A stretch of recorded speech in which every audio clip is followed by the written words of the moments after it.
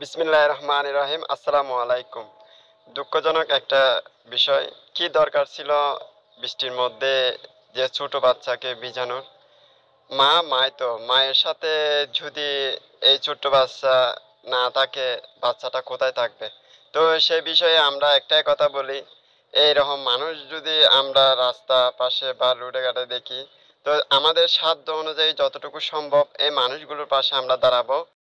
এমনকি অনেক মানুষ আছে এই মানুষগুলোর সাথে উচ্চ সুরে কথা বলে। ভাই, কি দরকার এই মানুষগুলোর সাথে উচ্চ সুরে কথা বলার? তো একটা কথা মনে রাখতে হবে, উনিও যেমন আল্লাহর বান্দা, আপনি আল্লাহর বান্দা।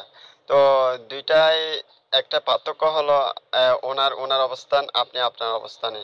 তো আপনার সামর্থ্য যদি তাকে যতটুকু সম্ভব ওনাকে দেবেন, আর না থাকলে ওনাকে বুঝে বলবেন।